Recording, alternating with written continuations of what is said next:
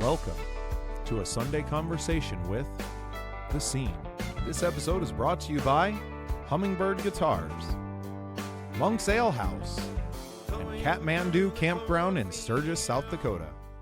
Thank you to our sponsors, and enjoy this Sunday conversation from The Scene.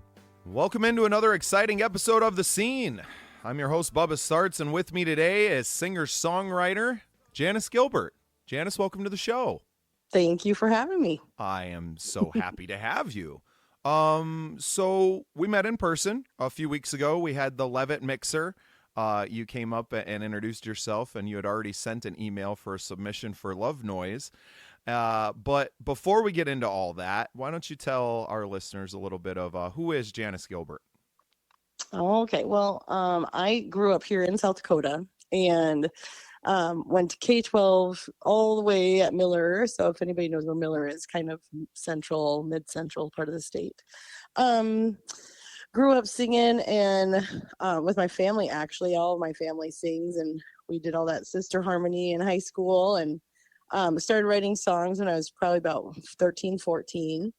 And then after that, I went to SDSU for a major in music education and got my first job in Arlington. Was there for 4 years, and while I was there, started writing music a little more seriously.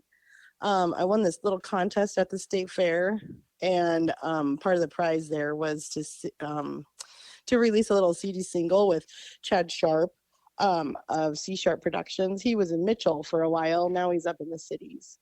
And he found out that I wrote music, and so he actually let me write with him for the CD single, which was really awesome. And after that experience, I was kind of like, maybe I could do this. And so one day I came home and I told my husband, Tim, who I'd met in Arlington, I was like, we should move to Nashville. And he's always been one that's like, okay, let's go. So we visited once, and while we were down there, we're looking for an apartment. And so we moved down there to Tennessee for about 7 years. Stayed super busy trying to write and play as many places as possible. And you kind of get your little circle of people that you write with and go to gigs with. Also taught while I was down there still. And then we were getting to the point where we wanted to be around our families because we wanted to start a family. And in 2013, we moved back up here to the Sioux Falls area because we knew we wanted to be kind of in a city environment where there'd still be like an art scene. And Tim's family's from Minneapolis and mine's from Miller still. So we kind of ended up here in Sioux Falls, as we've been here for 11 years already. While I was in Tennessee, I created 3 full-length CDs, and then since I've been back, I've not been writing as much, but still writing. I did a CD single, not a CD single, sorry. I did a little EP, 5-song EP a couple of years ago that was kind of more dedicated to home and the people in my life, and then just been writing and playing a lot as much as I can. So I really like to play places where they appreciate original music so I can play my own stuff. So that's kind of the goal. I don't want to be famous. My idea of success is just having a gig where someone's actually listening to something I wrote. So, so that's kind of a nutshell of who I am, where I came from, and how we got here. That's a big nutshell. Yeah. Yeah, there's a lot of history in that. Yeah, well, there's a lot to get into. Like I said, we had briefly met, so I'm taking notes while you're talking. You're like, oh, okay, well, we're gonna have to talk about that. And okay, let's go back to the beginning then. Okay, so music has always been in the family, kind of a theme on the show here. It seems like everyone we interview, music was in the house growing up. Like it was just part of what was happening around. And then you pursue music education. Yes, yeah. Let's talk about that. We haven't had a lot of educators on the program. You may be the first. Let's, what was it that, at an early age you say, not only do I want to do music and perform music, but I want to teach other people and to have that. That's a different passion.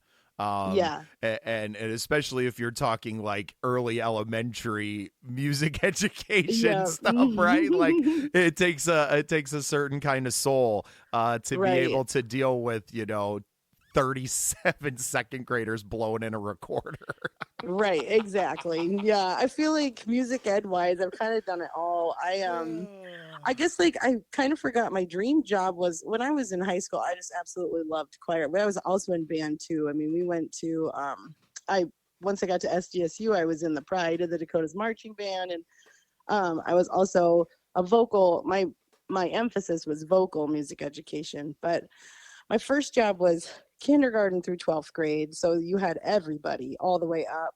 And that was Arlington for 4 years. And then when I was in Tennessee, I was kindergarten through 6th grade. And that was it was such a culture shock because I went from Arlington, which was about 1,000 people for the whole town, to a Rutherford County, not wasn't Rutherford County, it was Murfreesboro City School that had 1,000 people in the school between the students and the staff. And so it was Crazy, right?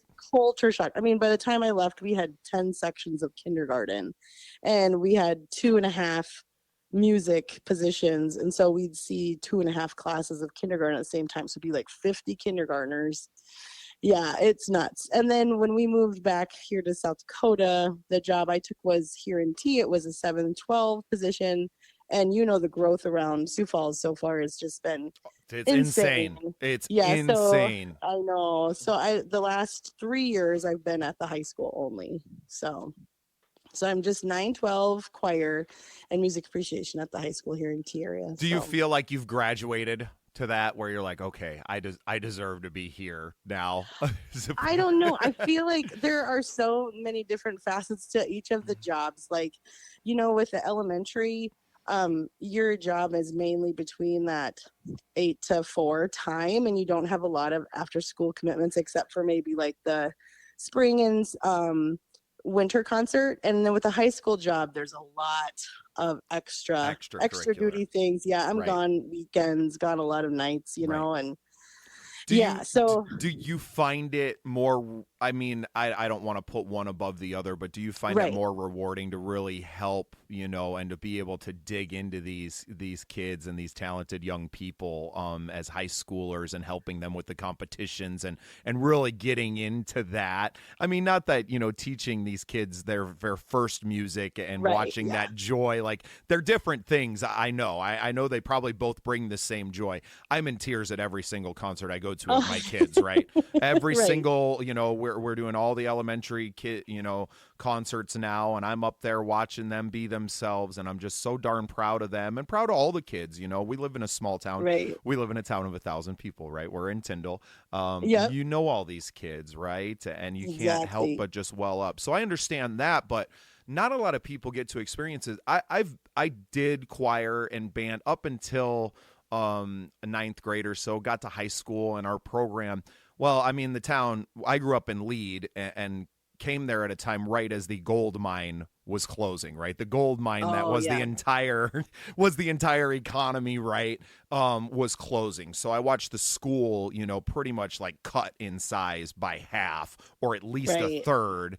So we lost a lot of good programs and it just kind of fell apart, right, for a few years. Mhm. And now it's built back up, which is nice to see all the programs have recovered and things. It was just a weird time, right? So I kind of dropped out Right. of that, but music never left me. I started playing in my dad's, rock cover band and things, like we were the Acoustic Gypsies and doing things then. And I also started writing music around the same time, and always was just like, I like writing music and singing and performing. And so it's good to have people that can incubate that in those Yes. years where it's easy to get lost as a high schooler, right? It's Yeah. so easy to kind of lose yourself Excuse and me. to be someone who, is able to shape some of this talent that is coming out, because these are the same people that end up being our songwriters or in theater Right. and in all these things and keep the arts going for the most part, right? So Yeah, and I do love at the high school level. I do love that we can make music at such a high level. Like it's I get goosebumps all the time, especially like my top group, my audition group. The level of music they can do is just so like, I don't know how to describe it other than you just kind of get lost in it, and then just so grateful you get to be a part of that music making process with them. And I also, like, when you talked about pouring yourself into like these kids, is there, I did have a student this year who is going to go into music education, and he was so kind to like tell me in one of his scholarship essays that like I was a reason for that. And so that's neat to see that you are, helping that next generation do what you love to do. And so that's been really cool. I also now I'm starting to see these full circle moments where, like when I was in Arlington, I had a student by the name of Bob Wendland, and he's now working at the Pavilion, and he does a lot with DAPA and a lot with Goodnight Theater Collective, which now I'm doing shows with them. And then Coleman Peterson, who kind of has taken the same, I guess, path. He's really big into like musicals here, and he does a lot with DAPA and now with Goodnight also. So there was like, I mean, Bob was the first 4 years of my teaching experience, and Coleman was my first 3 years here in T. So it's been weird to like have these kind of full circle moments with them, and now get to do shows with them, So that's been a lot of fun. Oh, I bet. Yeah. What a blast to kind of, coach these kids up. And now they're, young people that are doing their own thing and in the scene with you. And eventually we'll probably be running the shows that you're in, right? I mean, yeah, definitely. You're not a director yourself, and I understand that because of your commitments with the school and all those things, it's hard for you to do a lot probably outside of that beyond just like your own performances. Right? Actually, my husband would say I probably do too much. It's hard not to do too much. I'm directing some shows with Goodnight. So I had Coleman as one of my casts for I think it was like Haunted Cabaret last year. So I have been able to do some directing with them, and I mostly am in their cabarets, which are really fun. And I was in a couple of their shows in the last couple seasons. Luke Tachi, who's the operation, I think he's operations, I'm not sure, he'll probably listen to this later and tell me if that was incorrect. But he writes a show every year for them, and so I was in the last 2 shows that he had written, which was kind of cool. Yeah, and I'm so new to the Sioux Falls scene, right? Like I came in, and right now I'm just filling a couple of cracks in a few places, right, of the places that I know. But there is so much going on, and every time that I drive really around, and you driving by, the Washington Pavilion and downtown, and there's so many arts and things happening there. The comedy world is exploding right now, it feels like, in Sioux Falls. We're definitely trying to tap into that. We're trying to get an urban night. Our first one will be at Club David, May 23rd. This show will probably be out after this, but every other Thursday, and I know that on the opposite Thursdays there's open mics going on at Club David, right? For comedy open mics. Zach Dresch is running those. So there's a lot of arts going on, and there's just a ton of places, and there's some really nice big places. I mean, what's the Alliance out there on the north side of town as well, correct? Yes, yeah. Like, I haven't done much with them. But no, yeah, and that's what I'm saying is that like we're all doing so much already in the spaces we're in, and then there's more spaces above that, right? That there's got to be openings right? Like we have spaces to grow into as we keep moving up and doing things too. So it's really exciting to see so much going on, and I'm just really starting to see, all the theater. And because I'm just not really in that world, I'm in a rock cover band mostly out in the sticks. So, and the reason that we really started the podcast is because there is no central, there's a few places, Art South Dakota and things like that, but we don't have that publication, right? That bi-weekly, or usually they'd be a weekly publication in bigger cities, but, in Bend, we had one when I lived out in Oregon, and obviously Portland and bigger towns. But it was the Weekly Arts, right, magazine. It was just the calendar of everything that was going on, some in-depth interviews and things like that. And we used to have Panache back in the day. I don't know if you remember that. When we first moved here, late 90s, out to the Deadwood area. And that kind of had South Dakota covered. And it was exactly what it was. Well, now we don't really have that. We have the 605 magazine. I know it's a monthly, but it's not necessarily for Right. just that, right? Great for Mm-hmm. what it does, more in-depth interviews and really cool exposés and everything that is South Dakota.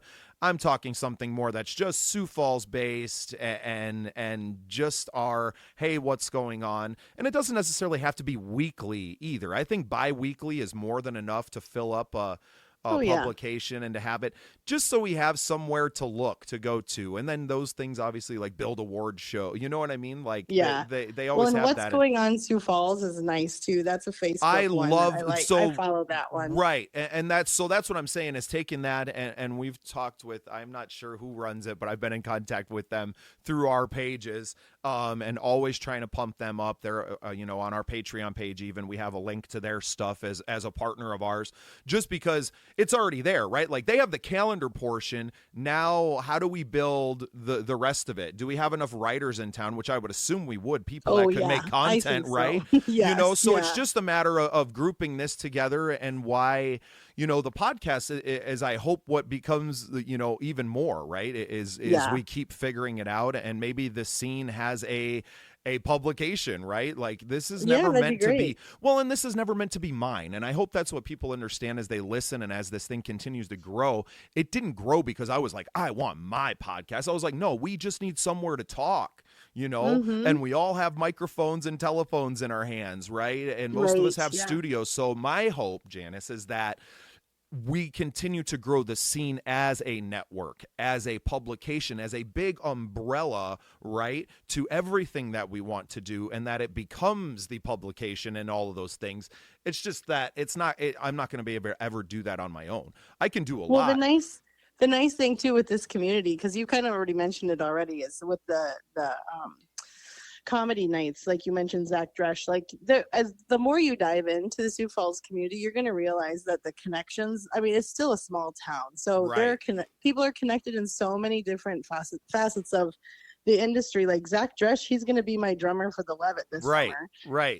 So and he's done like a lot of stuff, playing for shows for Good Night. So everybody's just kind of connected in different ways. I love watching him run around like a chicken with the heads cut off at Four Winds. That's my favorite time of year.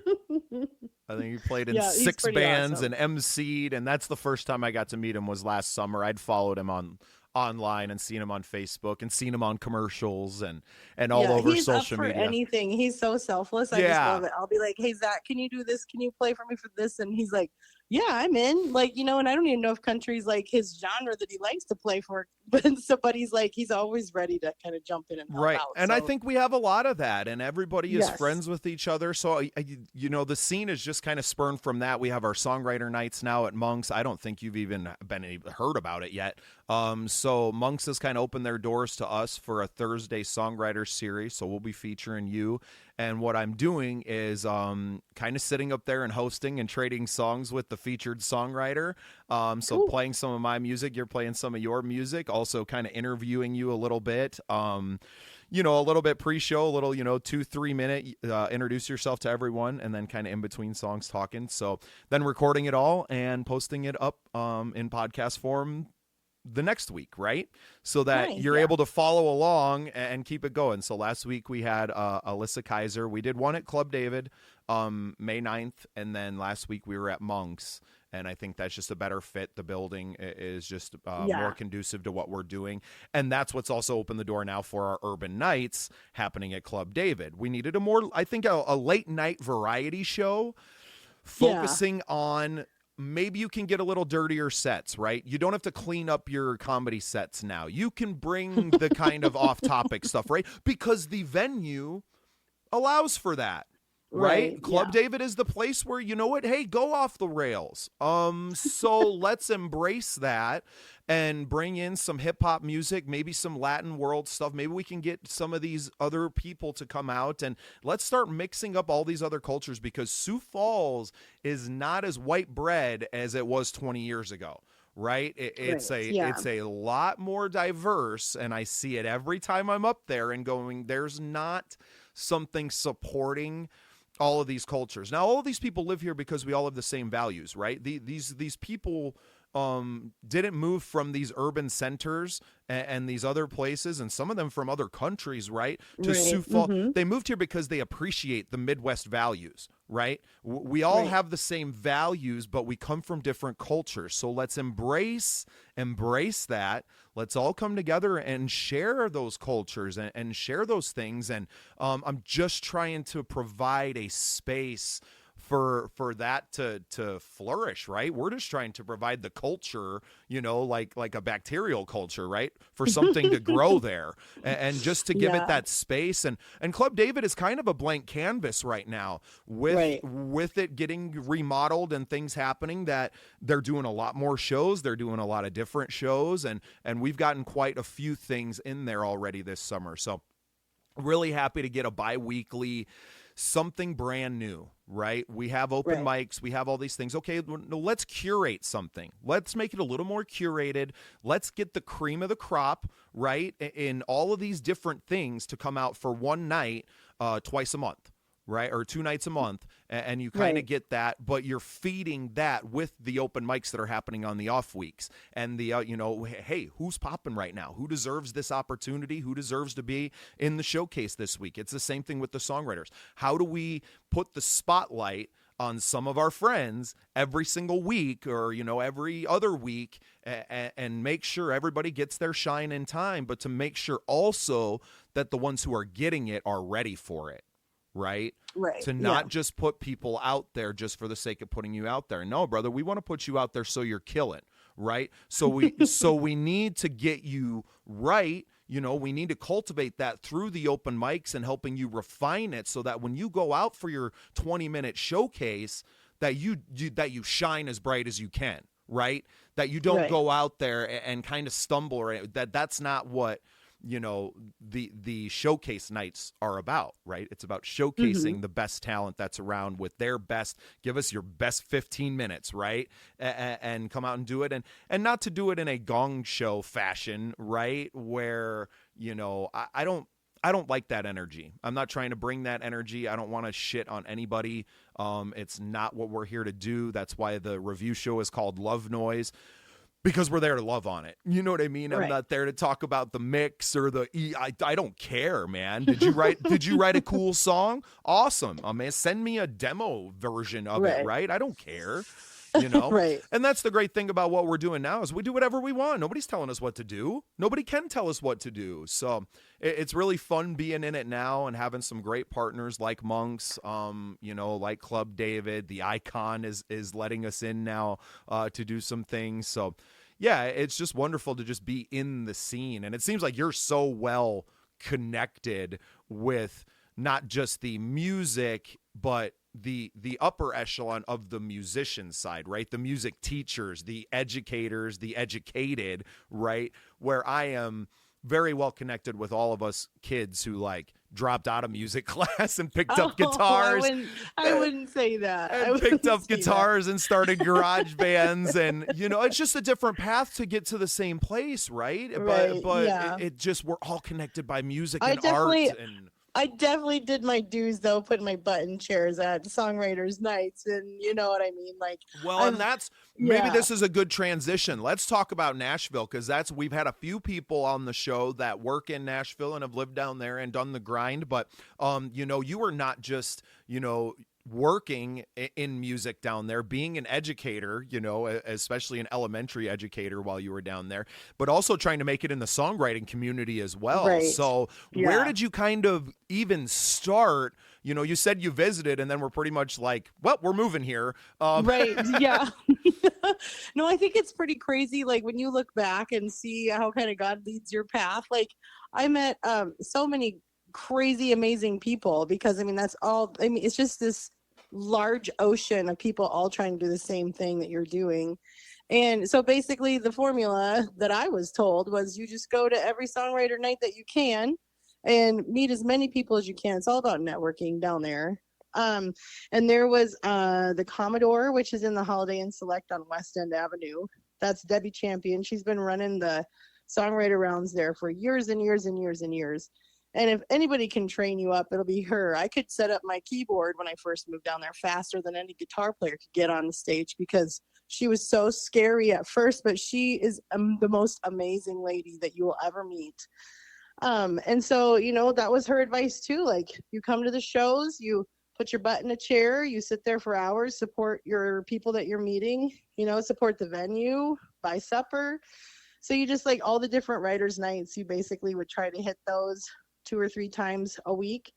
And then also writing. Nashville's huge on co-writing. And so I use the NSAI resource, Nashville Songwriters Association International. They've got writing rooms there. If you're, like, kind of meeting up with somebody you don't really know, you don't really want to invite them, over to your house. So that's kind of a nice, like, space to start. So just really spending a bunch of time just listening to songs. And I mean, that's how you get better, is just like when you say you want to get better at basketball, you go play with people who are good at basketball. So it's no different than that. It's just working that muscle, the writing muscle. And right. Yeah. And I want to sit on that for a minute, because I've never, when I was in high school, maybe me and my buddy wrote, some songs together, but never really done the songwriters rooms,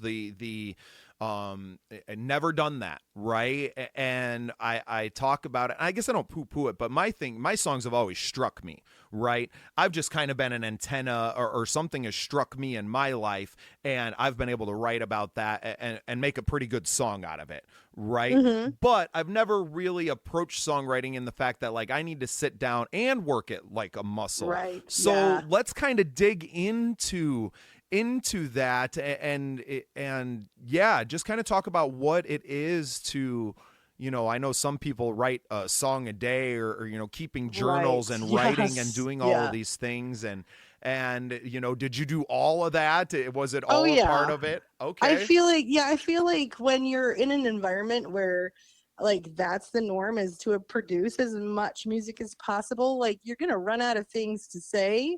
So, like, if you got a writer's block or something, I just learned lots of different tools, like, to sit down. So that open journaling is really pretty awesome. Actually, I am one of the coordinators for the NSAI chapter here in Sioux Falls, and so we meet once a month, second Tuesday of the month, at Augustana.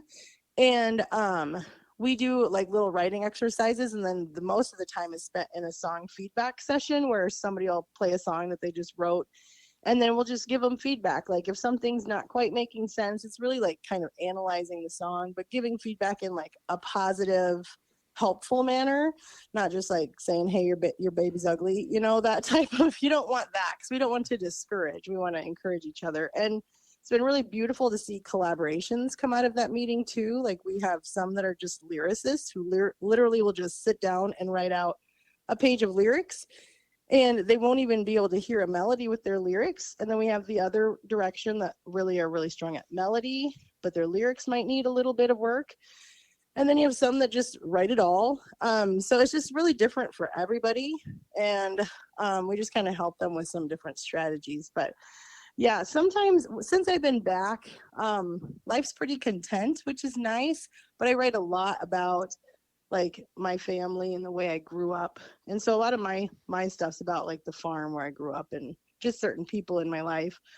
But I don't write every day like a lot of people say you're supposed to. So I just kind of write when I feel like it now, Do you feel okay, so two things I want to get into. One, did you find it hard early on to share your music with other people and to share that process?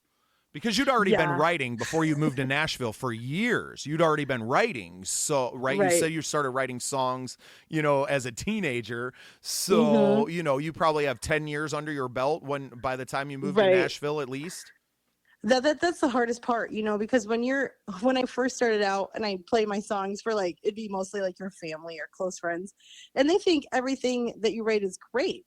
So, nobody ever tells you anything different, because they're like, oh, she wrote a song, like, that's so great. And then you go to a place like Nashville, and I would tell you, the first time I ever attended a song feedback session, because there was a guy who did one just, like, once a week in this apartment. And so this group of friends that I kind of met during all these songwriter nights invited me.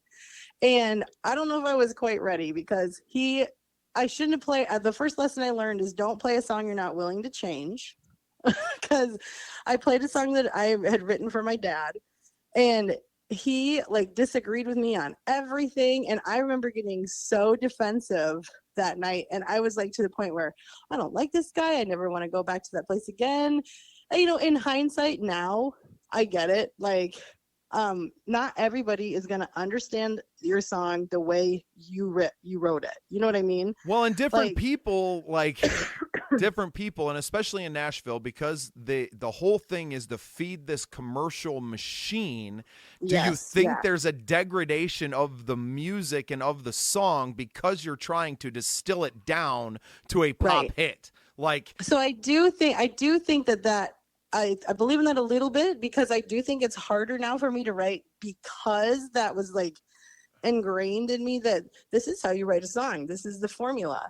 But also I feel like I'm a better writer because I went through that process. So I do understand the way a song is put together to make it, more understandable or relatable to an audience. Because sometimes you get these songs that are just like, they are 6 minutes of the same melody line, kind of reset. Yeah, it has to be interesting. The same thing. Yeah. So I don't write boring music. I did learn a lot. Yeah, I did learn a lot, and I think that's important to know the rules so then you can break them. But I do think though that if you're writing for that formula all the time, it is really hard to get back to your true authentic self when you're writing.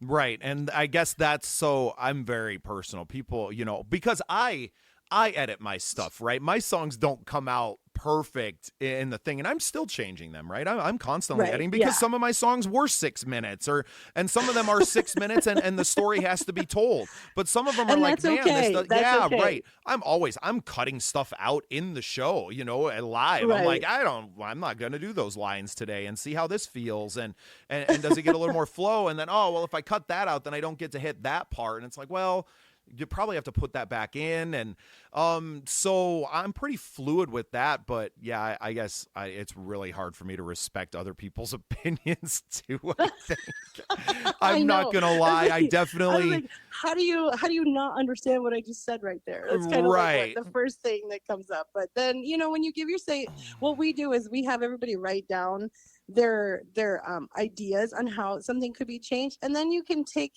those home with you, those papers, and you can reflect on them later if you do decide, hey, maybe they were right about this, and then you can reflect and change it. But you don't have to change it. It's just a way for people to give you some honest feedback. Right. Okay. Something might not be tracking. What's so funny about that is that I'm the first one to offer unsolicited advice, and I'm the last person to want to hear it in the moment. Yeah. But then we'll come back and be like, yeah, probably right. I get that a lot from my wife. Thank God for Thank God for Danielle, who gives it to me in real time, and I'm getting much better at adjusting in real time and not letting my ego get in the way. And for me, it's not so much songwriting right now as it is, a lot of the business decisions and being a facilitator. It's something that I've fallen into because I'm good at it. I like to facilitate songwriter nights and to facilitate shows for other people and to direct, if you will, larger events. Right. And, it's no different, I'm sure, than directing a show is and having to deal with personalities.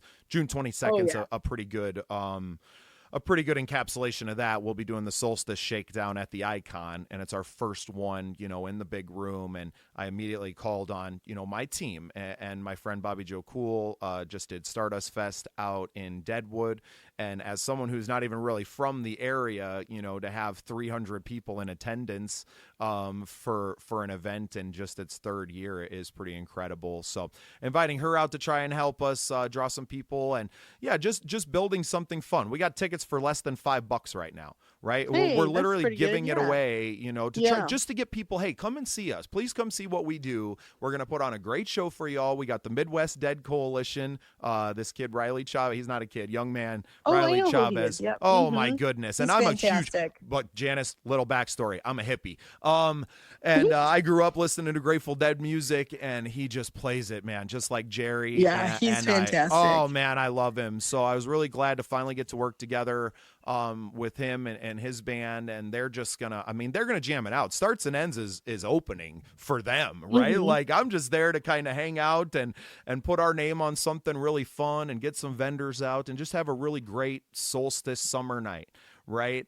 And to Mm-hmm. celebrate everyone, just come and be yourself, right? We're going to do vendor passes for, I think, $20 we're talking about, right? Just enough to commit you to showing up. Like, we're not trying to take your money. We don't care about your money. I think we're finding a different way to do these shows, right? And if everybody's not greedy, as long as we're not showing up. And the thing is where, most promoters get into trouble is, well, I got to have the big name. And then you go and spend 10 grand on a big name and still the same 200 people show up, right? That we're going to show up anyway, whether you had a, $500 band or a $5,000 band, right? Like, so working with a local original acts, let's all bring our people out together, right? Which is building off of what, Corey Church with Nice Enough Entertainment, what they do is always having a lot of local support when they bring their, national and regional touring bands through.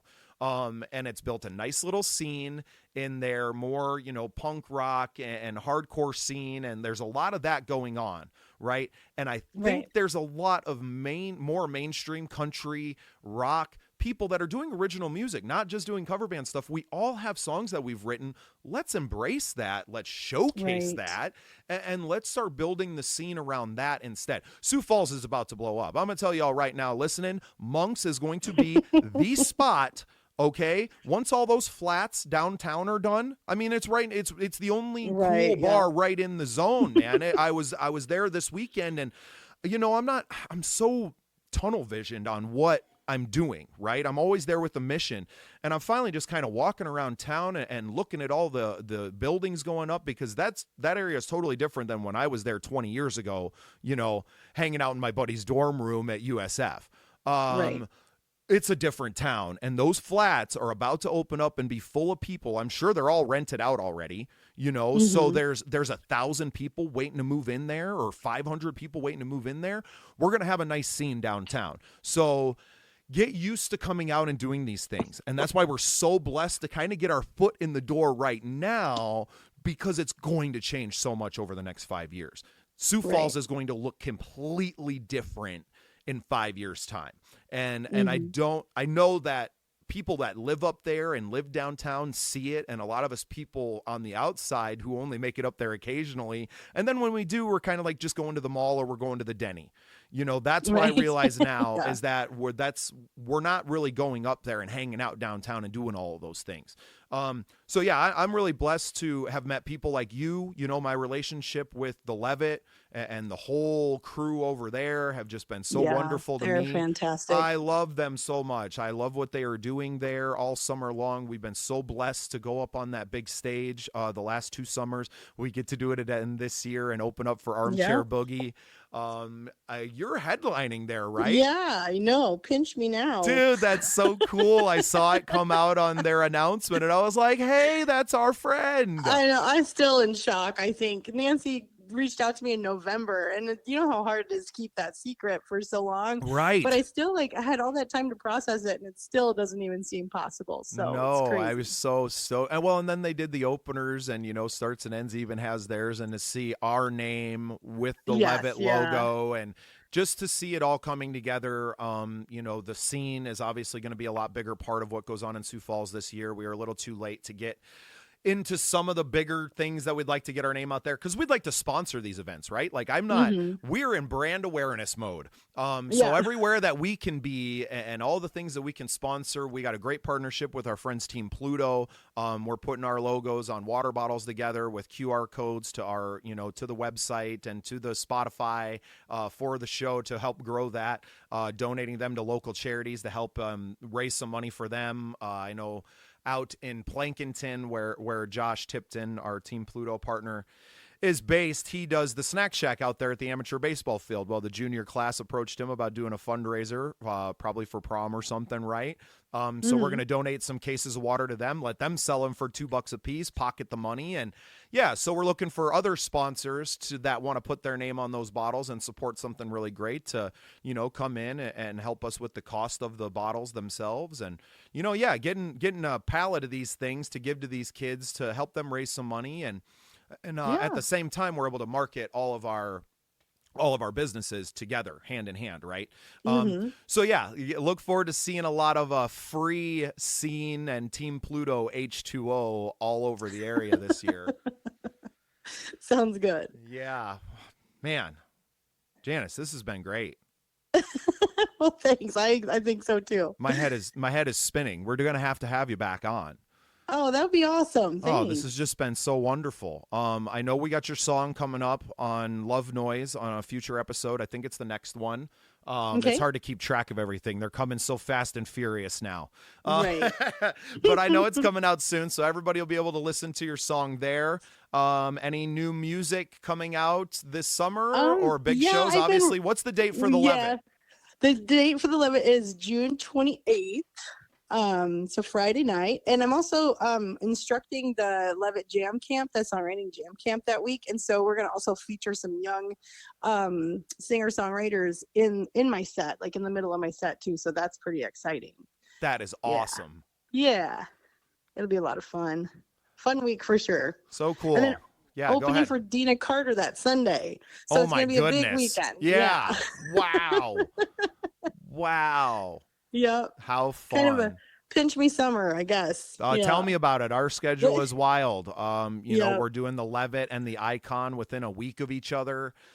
Yep. You know, and getting to tour up to Minneapolis. We're going out. We're playing the Grey Goose and Pier, which is a great venue. We're playing the Custer Beacon in June on June 28th. So I won't get to catch your Nice. show at the Levitt, but I will be out Shoot. on the other side of the state, shining bright on a big stage myself. And that's a great room out there. We hope to keep connecting the dots and get more of our East River friends out west and all of Yeah, our West River. definitely. You know, we've already been working, bringing guys like Devin Sance and Chris Graves out from the Black Hills. And yeah, the synergy. There's no reason that we all can't, you know, cross pollinate and keep growing. And I Yep. know there's people that want to get down into Colorado and play. And then, you know, there's people that want to come up from Kansas City and play here. Right. So Right. it's a wild ride right now. We're just kind of riding that wave, right? Yeah. It's pretty fun. That's awesome. Well, Yeah. I know we're going to be talking a lot more your experience as an educator, as a facilitator of songwriter nights, and doing all of those things is of great value, you know, not just to us at the scene, but to the scene in general. All the work that you've done over the years, continuing. Obviously, we want to talk more about the was it Nashville Songwriters Association International? Yeah. NSAI. NSAI. We're gonna have to talk more about when those nights are. When was that? It's the second Tuesday of the month. So the next at one will be June 6 11th, Yes, June 11th. We are taking July off just because, you know, the holiday. 4th of and- July. Yep. Yeah. So yeah, second Tuesday of the month at 6:30 at Augustana. Awesome. Well, I'm gonna have to come up. Do you have to be a member of the Nashville Songwriter Association to? Well, to you come to have the like event? two meetings where you can kind of come check it out and then kind of make up a decision if you want to. But we have people who still come. Don't tell anybody. Yeah. So because my motto is all about collaboration and building Yeah. community. So I mean, people can't afford like that membership. That's really tough. But they Right. do suggest you come to 2 meetings, check it out, and then hopefully you'll get a Well, and you membership know with what? them, but- I'm a member of an organization that's focused up here. I mean, obviously we love Nashville and the support that we can get from there, but Right. I'm a member of the Midwest Country Music Yeah, Organization. me too. Yeah. Awesome. Well, I think that, you know, we just got off a agenda call and a kind of vision ideation call last night with some board members. They were gracious enough to invite me. I've only been a member for like 5 minutes, right? Since February, Right. maybe. But they appreciate my ideas. They appreciate, you know, our connection out here in South Dakota. They want to do more. So, Janice, I think we put our heads together and we do a lot more of how we can provide more value to our songwriters locally, and maybe Right. be able to use, you know, an organization's name like that who has the legitimacy already there for us to Right. grow Yeah. the organization here and to do more locally, right? Because Yes. and not to say that you're not getting value and things from Nashville and support from that, but it'd be a lot cooler if it was just like run by us, you know? Right. And Yep. that's what's Mhm. kind of nice. And what's happening with the Midwest CMO right now is that it is, it's growing and it's in need of more, you know, ambassadors. It's in need of more people that are willing to take some leadership stuff because it's grown already beyond the wildest dreams of the board that was, you know, started this thing back in 2019, right? Right. So yeah, I think I'm gonna definitely, since you're already a member, I mean, everybody, it's run more like a chamber of commerce than like some big corporation, right?